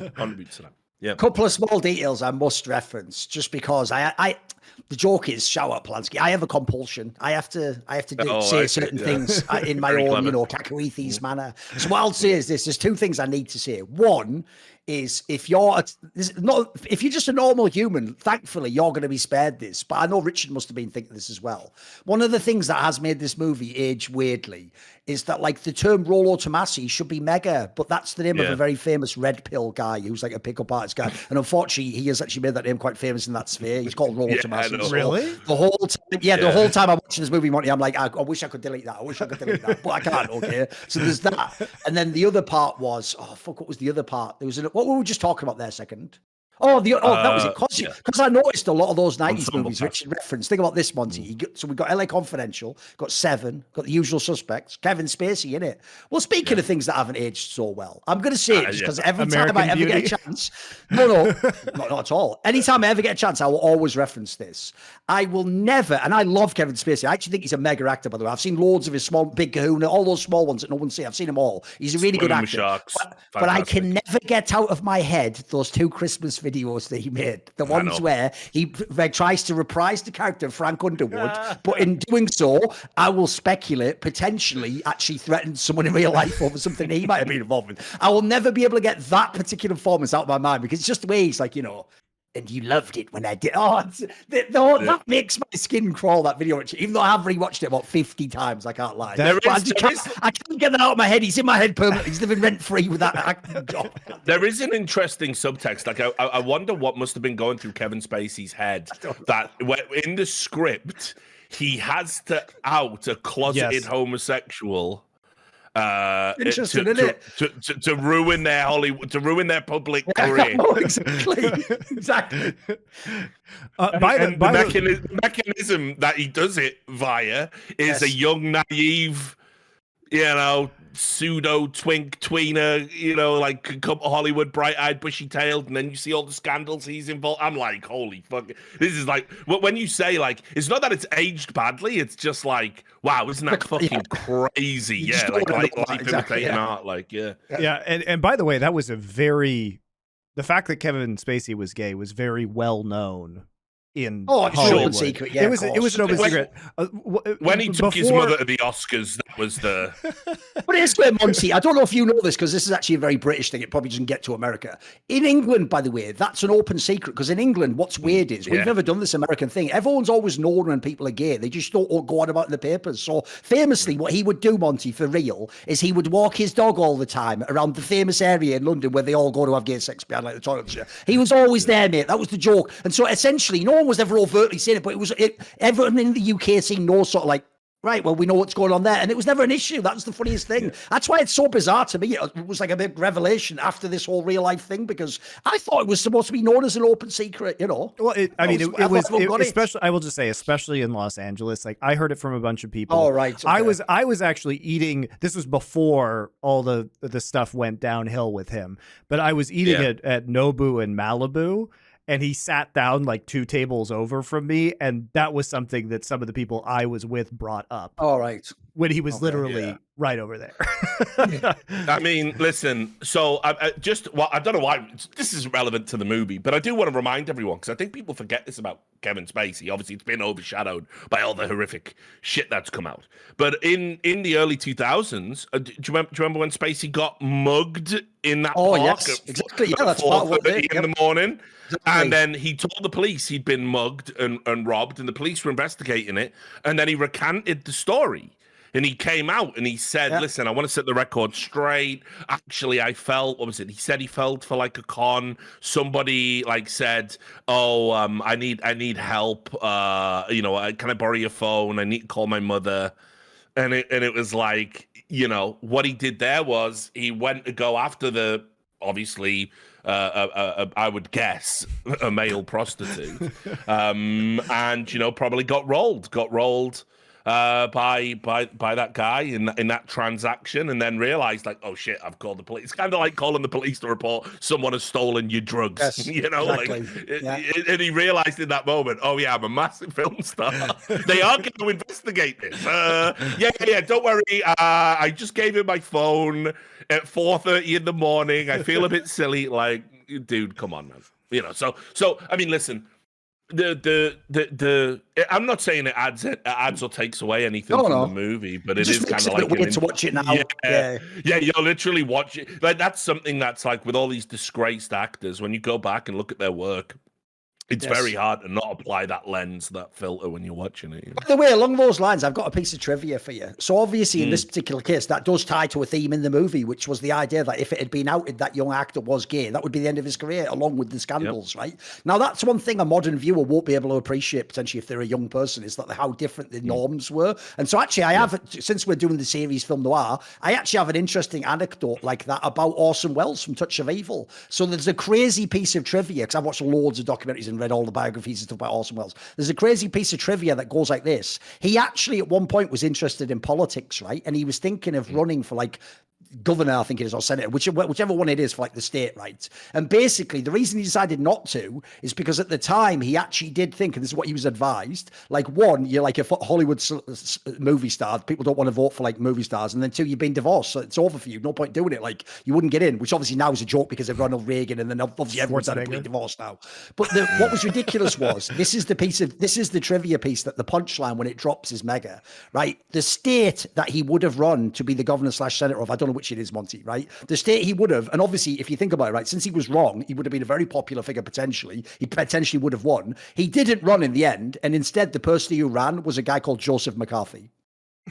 The joke is if he had run, maybe all of history is different. Who knows? That's wild, actually. That's pretty much in it. Piece of trivia, yeah. That's a so look.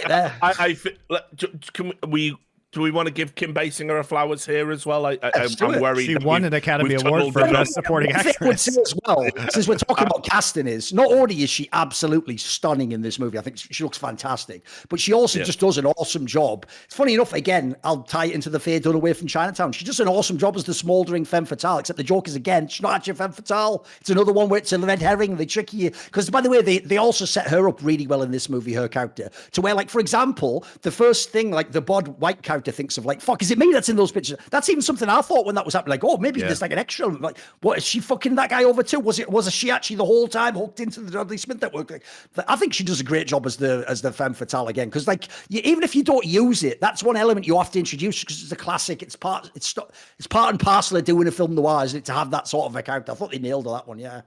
Yeah, I mean, I think just the performance is kind of it's like such a fine line when you have to play a character that is simultaneously vulnerable, but also in a position of strength. It's really like Faye Dunaway does it excellently in Chinatown, and I see the parallels in Kim Basinger's performance here because she's being used. She is beholden to the man that's paid for the surgery, putting her up in this nice apartment. She has to do his bidding. She has to, have sex with these like clients as part of the blackmail scheme. That again, it's another aspect of this insane story going on in the background. They get government officials to change their votes by compromising them. That would never happen in the modern era, of course. And we'll move on. But she wields power over these men. These men are so beholden to her. She looks like Veronica Lake. It's the dream for these guys.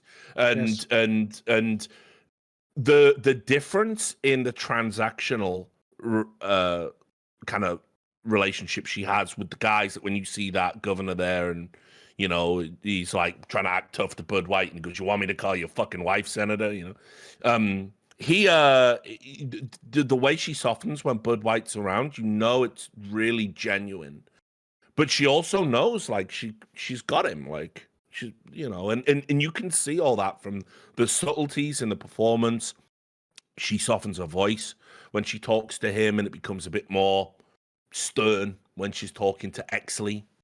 It's brilliant. I mean, she's fucking great in this movie. And, as an 80s kid, you kind of brought up to think about, like 9.5 weeks or whatever it was. She's supposed to be a bimbo. She's supposed to be a blonde bimbo, isn't she? Yeah, exactly. Almost, yeah. She was like a joke in the 80s, actually. She was like a punchline. And it's so unfair.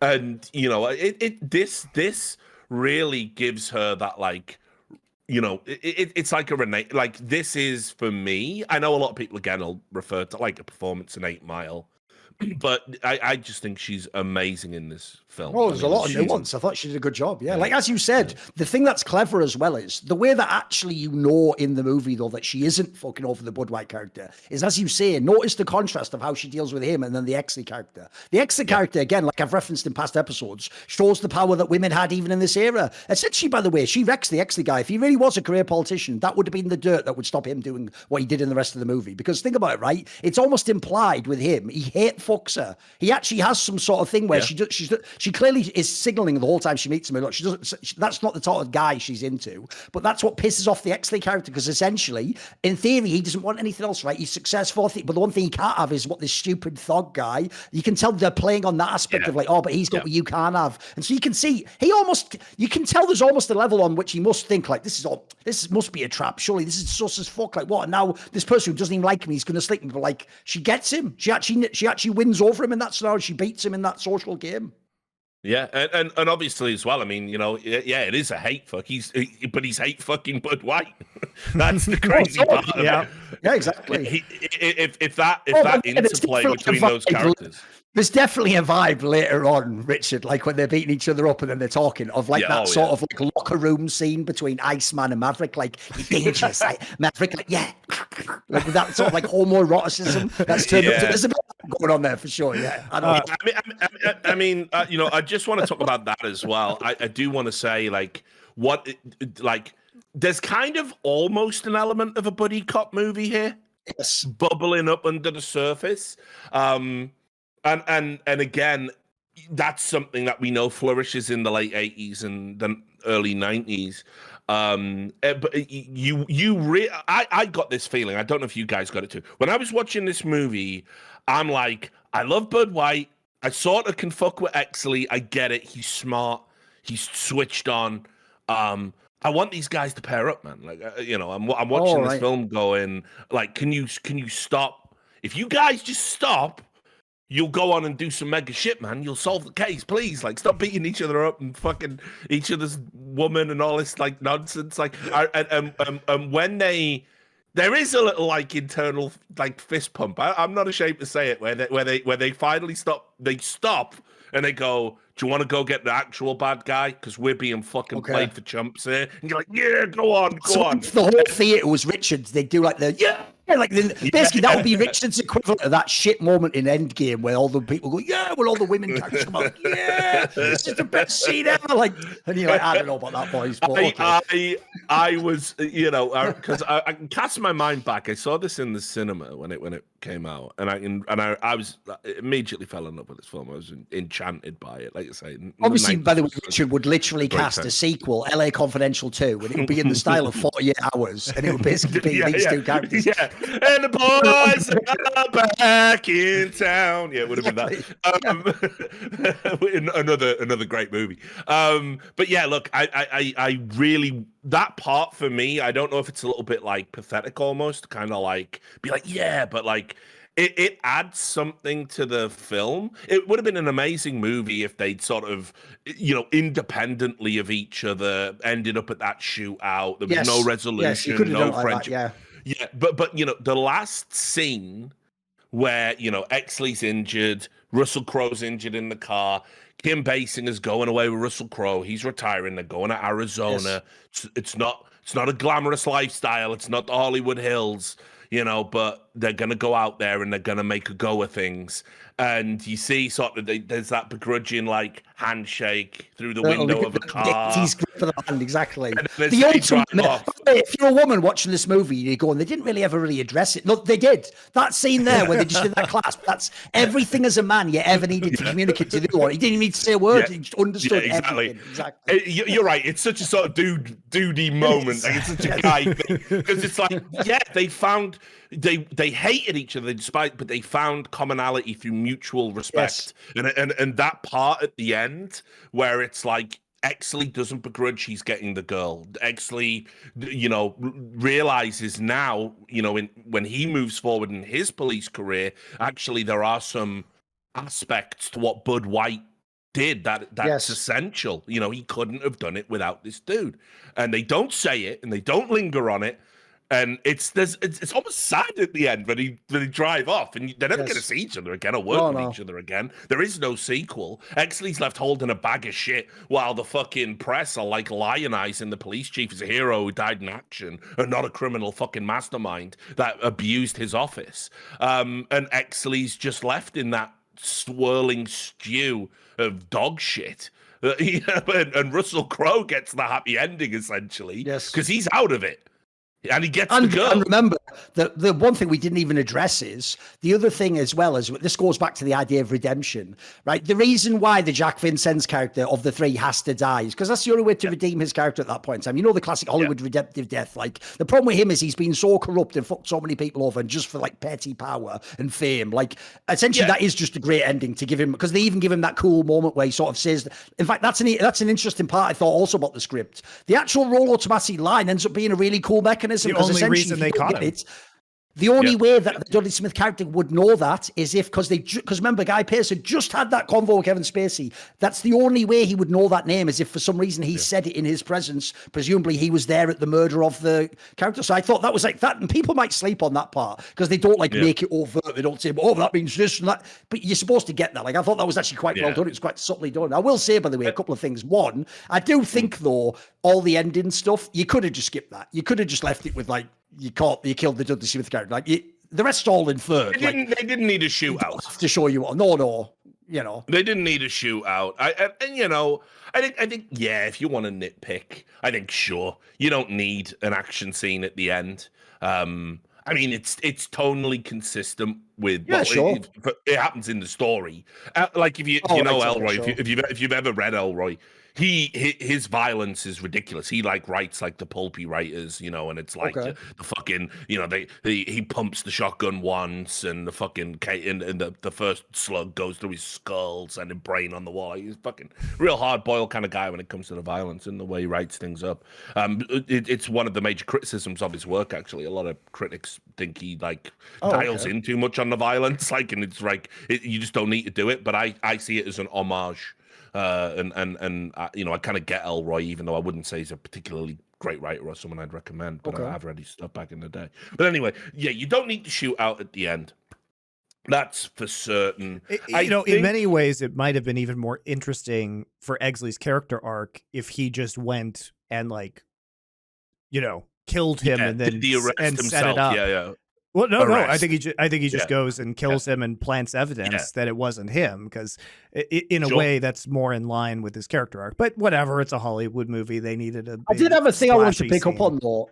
And like, obviously, anyone's free to comment on this as well if you have any thoughts. But I thought maybe Richard would be interested in it. Which is, to me, there was an aspect of the two characters of the Guy Pearce character, the Exley, and the Bod White Russell Crowe one. Which I actually, one of the areas I could really vibe with is, to me, this actually is one of those movies that speaks to me of part of what I do as my job in journalism. Which is, I can actually see both sides. Like, on the one hand, part of me naturally is more like the Exley character. I actually do believe there should be rules, and you should do them by that, and you shouldn't, for example, do like touch of evil, even if you know the person's a scumbag. If you can't get them by legit means, then look, much like one of my favorite movies, A Man for All Seasons, that's it. You have to give the devil his due. There has to be laws even in that scenario. Otherwise, when you remove them, what are we? We are just beasts. At that point in time, you'll do an even more egregious one, and eventually you'll be corrupted. That will naturally corrupt you. So there is that aspect in itself. Like, I can fuck with that. That's one of the things why I do it. And by the way, I always tell people, I used to say it as a joke. Sadly, it's getting more and more serious now. It's not as funny anymore. I used to say to people, that's why I'll never leave esports, because the difference is, this is badly now,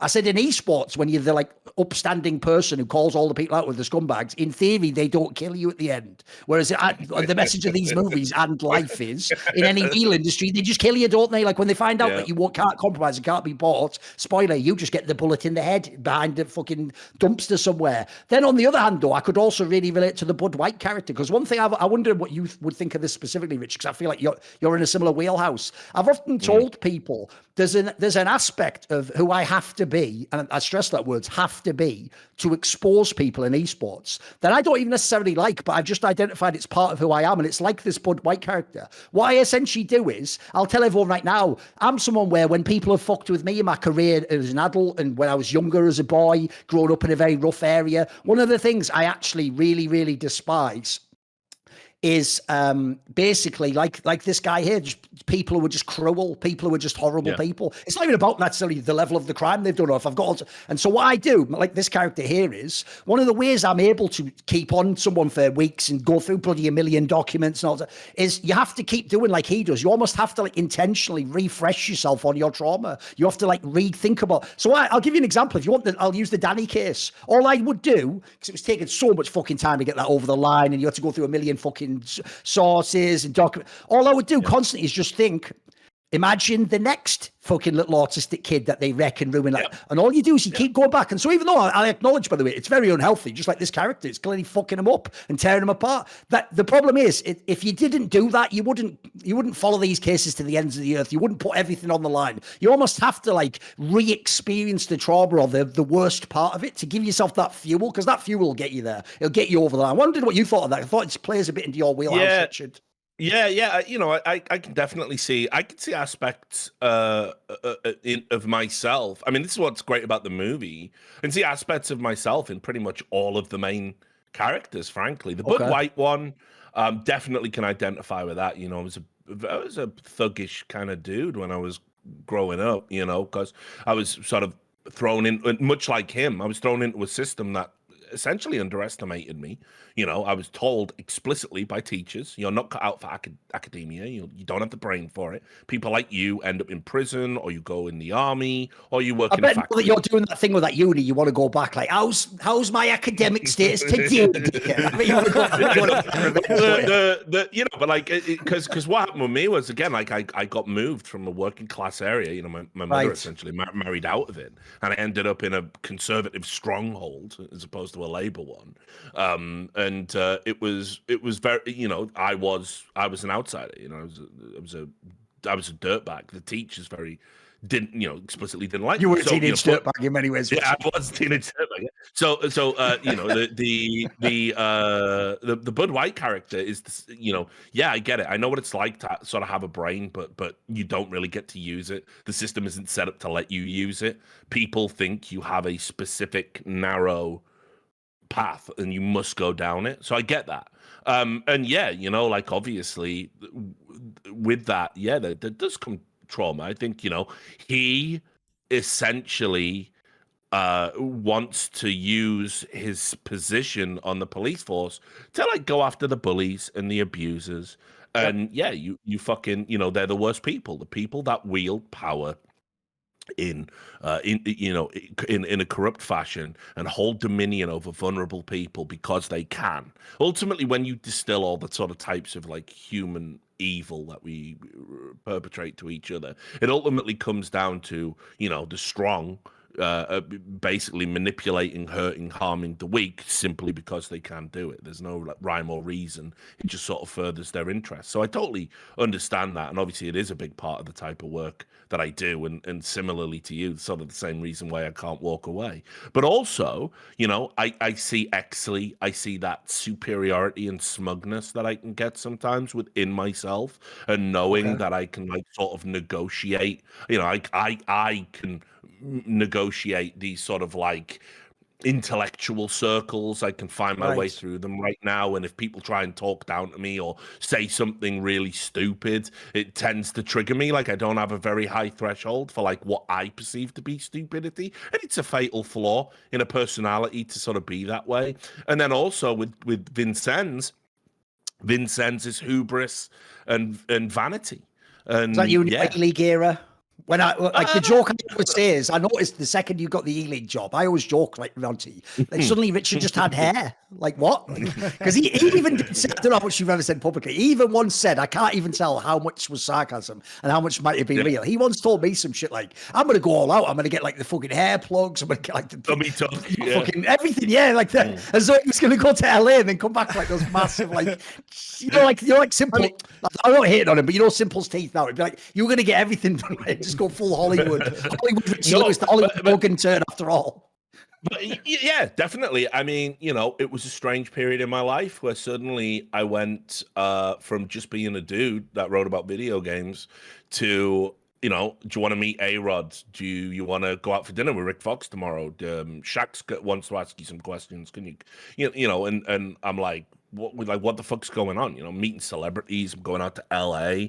You know, and little surreal moments like seeing my face on a billboard in downtown Atlanta, or being on a Delta flight and seeing somebody watch the fucking it used to be on the inside, showdown, the internal system. Yeah, true. Yeah, you know, so I totally get the Vincennes thing. Like you lose your focus on kind of what's important because you've got this incredibly seductive world and you're on the periphery of it. You're never gonna be in the big show, right? But you're on the periphery. You're close enough. You can smell the success. So yeah, I see. You know, like I generally, as I've got older, I have a very good understanding of my personal flaws, and that's what I love about the characters in this movie. They're not just flawed characters, like say, like the drunks and the humps. They're all capable of doing incredible work. They've just got to find themselves again. And it's in this film, is like I say, it's about redemption. It's about the motivations. What's going to make you be your best self? And in this case, you know, for these three men, it's they want to get the bad guy properly for once. They want to do good police work again. They want to feel that feeling when you actually do something that has a positive impact on the world. You shine a light on the dark corner you typically ignore, and they do it. And they succeed after a fashion. That kind of poignancy of doing that, it informs almost every great police procedural. I think about, you know, just saying that there, I think about season 1 True Detective, same thing. You know, you're not going to get them all. You're never going to get all the bad guys. You can't do it. There's not enough time. You're not on Earth long enough. And there's too many of them. And it'll exhaust you. It'll wear you down. I mean, but if you get yours... Bud White character, even a good analog for the Marty character in True Detective in some ways. Yeah, exactly. You know, a flawed guy who unfortunately can't really see his flaws until he's pushed himself over the edge and can't ignore them anymore. You know, which is so you know, I for me, I think that's what's wonderful about this. You know, adaptation. I'll come back to that word. It's that it takes pulpy, lurid literature and somehow translates it on the screen in a very real and believable way. I do think these characters are unrealistic. You know? I do think there is an element of satire to this movie. Especially with the Danny DeVito voiceover, because the implication of having this frame narrative is that this is the pulp rag, right? The action in the film is itself the kind of like TMZ most lurid details of what happens. And it's almost, I mean, the plot is so well orchestrated that it almost begs belief. Right. There is a laugh out loud moment in this film. The Lana Turner scene. I was going to reference this. That is actually fucking hilarious. Yes, that was very well done. Is one. So just to say what the scene is. Exley, because they're dealing with this hooker network of people who are made to look like film stars. He goes up to someone in like a bar, and somebody who looks like Lana Turner is sat across from the dude, and he like tells her to get up and says like, a hooker cut to look like Lana Turner is still a hooker, and she throws a drink in his face, and then Kevin Spacey just goes, she is Lana Turner, and it was the real one. And by the way, because Kevin Spacey, low-key, never gets props for his comedic timing. He's fucking excellent when he ever has to put in a bit of lightness, a bit of comic relief.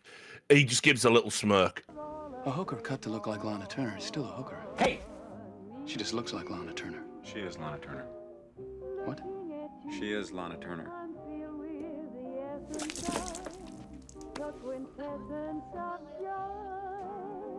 That scene is actually broadly comedic.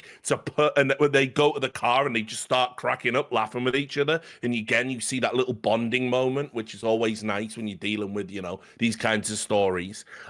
Brilliant. I mean, so I get it, dude. There is comedy in this film too. There is comedy. Danny DeVito, his voiceovers are so like delivered, like you can smell his breath almost as he's talking. You know what I mean? Like an egg crest sandwich and bourbon. It's the worst kind of ASMR. By the way, that one part I did find a bit fucked up, but I guess it's also supposed to represent how like fucking just evil and manipulative Hollywood is. Which is that one thing where the young actor who ends up dead and has to like fuck the DA. It's the way he's just there. He's literally dealing with the person who just got him framed for this previous scandal, and then the way he keeps going to the Kevin Smith again. I know you. Have we met before? Yeah. Was it at a party? Well, it was something like that. So it's like, he was literally the guy, come on, bro, he was like right next to you while you were smoking your life. And then the idea that you would think, right, that you're not going to now get wrecked from this. They just want you for no reason to just fuck this DA. Nothing's going to come of it. And on top of that, you're going to get a part in this show. Like, it's like, that really is the ultimate example, like the Hollywood system just fucking you completely, like ridiculously so.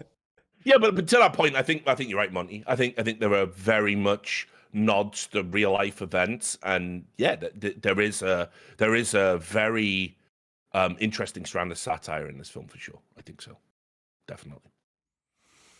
Yeah. Well, final thoughts. I think this movie is just a fucking banger, man. It's so good. Yeah, we went long on this one, but I mean, it is a long and convoluted movie, so.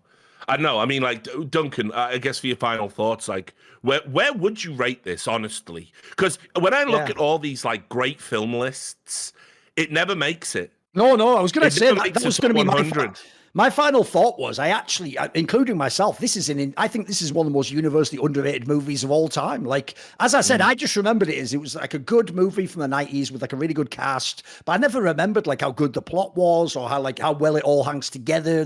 I actually do think this is like, I've never seen this on anyone's top X list of movies. Or in fact, the joke is even people who are like buffs of movies, I never hear them reference this film. I think it's almost like slipped between the cracks, which is insane when you consider the cast it has. Like, the joke is I actually like most of the main actors in this movie. They've done brilliant work, so I think it's mega forgotten, mate. Like, I thought it's like I said, I actually thought this movie was excellent when I went back and watched it. I think this and Chinatown are two of the absolute best movies we've done so far. Like, those really do stand up as like true classics. Yeah, I think this film has just aged so fucking well too, especially in the context of film noir, because you're not really gonna name another film noir movie, like a period piece from the 30s, 40s, 50s that came out since this movie that anyone gives a shit about.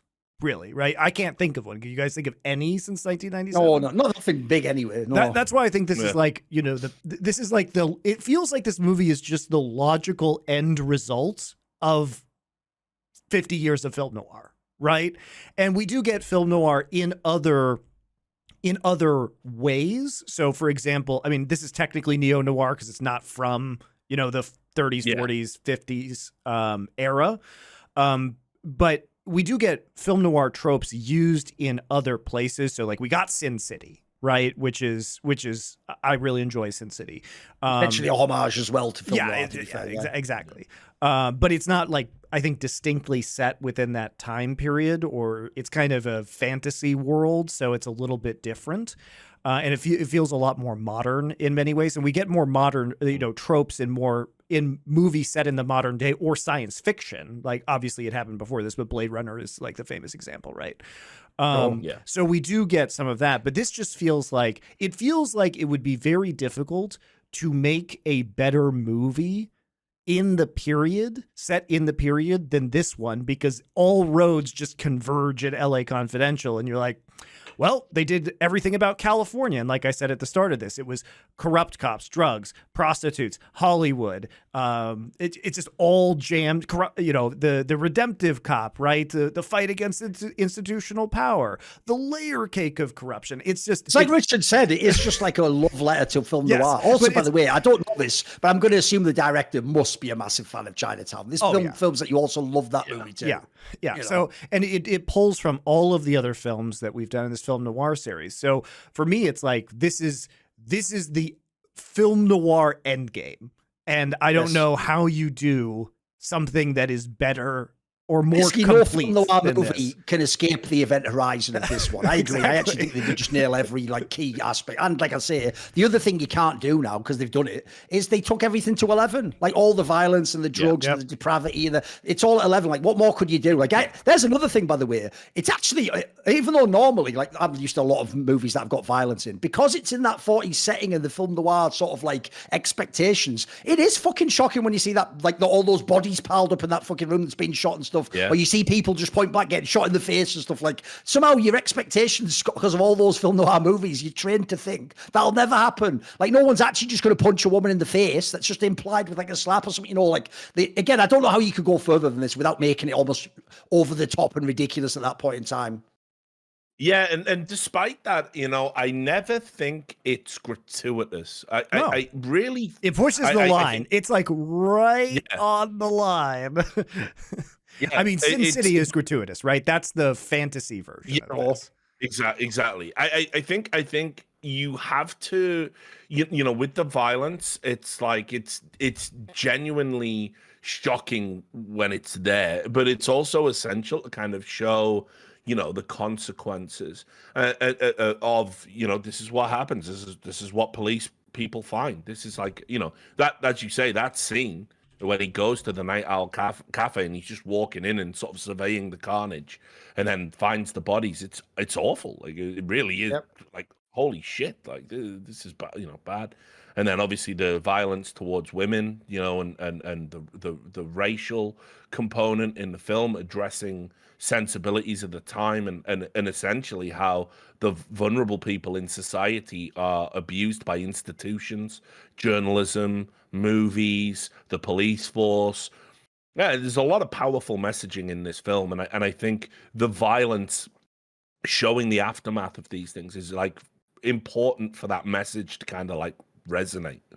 But By the way, yeah, that was one thing I'll just throw in quickly, is one thing that I also did realize watching this movie, particularly, even more so than Chinatown, is actually now when you think back on films like The Maltese Falcon, they are insanely conspicuous from the Hays Code for like, they don't really show any of those things. Like, we're supposed to believe this is a really seedy, corrupt world and these guys are evil and dangerous, but you never see it. It's never on screen. Like, dangerous in one of those movies is you point a gun at someone or you slap them or they get knocked out in a comical match. It's never really like this. Like you're saying, you see the consequences of what like hyper violence would be like, or street criminals, or like a dirty drug bust gone wrong. Like you actually see the real like tangible aspects of it. So it actually in some ways makes like the earlier movies seem quite restrictive as they were. Like those movies are just like teasing or inferring some of this is going. Like you said earlier, like if you go back and watch The Maltese Falcon now, they're absolutely implying things like prostitution, and in obviously in Touch of Evil, it's even implied they're like gang rape. They just make it so light how they imply it. Like again, you don't really have to face like the reality of what that would have been like. You just see a woman like a bit drowsy from the weed main line or whatever it was she had. Like it would be very different if she actually was like someone who's like a traumatic victim of like actual rape, and you'd seen like, you know, the beginnings of a scene, someone closing a door and going, you know,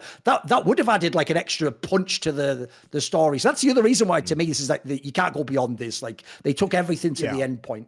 And I think you can take these tropes and do other things. Like I think there is a world where we do like a sci-fi noir, where we do Blade Runner, or we do, you know, 12 Monkeys and Minority Report and Ghost in the Shell, and these are all films that draw heavily from film noir tropes. It's just this period feels like it's completely mined out after this movie, at least in film, right? Yeah, it's interesting. We're getting some good noir style movies again. It's coming back around, and there's been some very good modern examples of noir and noir tropes kind of coming back into storytelling, which I'm super psyched about because, you know, we are getting very. You know, I want to say I know it's probably like fucking 15 years old now, but you know, like Kiss Kiss Bang Bang was kind of like I just watched that again recently. yeah it's so good, right? You know, that kind of set it off, but you know, anyway, you know, just final thoughts about this film. Almost like the noir genre itself, this is a bizarrely forgotten gem. It is such a good film. It was cruelly, in my opinion, I mean, like, get this, that in a year where the best leading actor had Matt Damon nominated, not one of the cast members of LA Confidential, the leading guys, not one of them got put on the list. Holy shit, none Crazy. of them. Fucking hell. Jack Nicholson didn't get won nominated for As Good as It Jack Gets. Nicholson won. Yeah. You know, obviously, we get the best supporting actress for Kim Basinger. That's like fantastic. You know, Minnie Driver was fucking, again, Good Will Hunting. This is what I mean. It's like Academy Awards fucking suck, guys. Like, because this is the year Titanic cleans up. This is the year that fucking Good Will Hunting gets loads of nods. And it's like, you know what? This is the year LA Confidential and Boogie Nights were released. Like, those two films should have cleaned the fuck up at the Oscars if it was really about great movies. I will say, as I said, it is a forgotten classic. It is a film that will surprise you in how good it is, especially if you're going in blind. And honestly, the high watermark for a lot of people's careers, Curtis Hanson, certainly. It's just incredible to me to think that this film, as good as it is, just sort of sits on an island by itself. You know, like the end point of noir as a genre that nobody talks about or watches anymore. Yeah, staggering. But you know when you this do film, that thing where you say like no one remembers this one, or everyone. Normally, when you do that, 1 million people go, "I don't." Everyone does on this one. I've no joke. I've almost never heard this even referenced in the last 30, 40 years of foreign films. It's like if we were being honest and compiling like sort of 100 best movies, this probably should be on there. Yes. Yeah, Yes. And that's a hell of an accolade, for any film. It's a wonderful movie. It rewards repeat viewings, fantastic performances, subtlety, razor sharp script, and what I think best of all about the film, final point, is it forces the audience to raise their game. It doesn't treat you like a moron, like most movies do. You have to sit down and pay attention, and that's what good rewarding cinema should demand of you as a viewer. So this film is fucking 10 out of 10, mega movie. You're not going to regret watching it. And with that, now we'll watch Face Off. Maybe a 10 out of 10 for different reasons. Who knows? It is a 10 out of 10, but just because of it's a 10 out of 10 on the unapologetic fun meter. Yeah. The tonal whiplash for this is going to be interesting. I'm looking forward to it. Yes. That movie will be, if you guys haven't seen Face Off, it has one of the dumbest possible premises you could ever think of for a movie, and yet somehow manages to deliver vastly harder than you could possibly guess. It's a really, it's another one that aged very well because of how terrible it is. So anyway, we'll be back with 90s action next week. We'll see you then.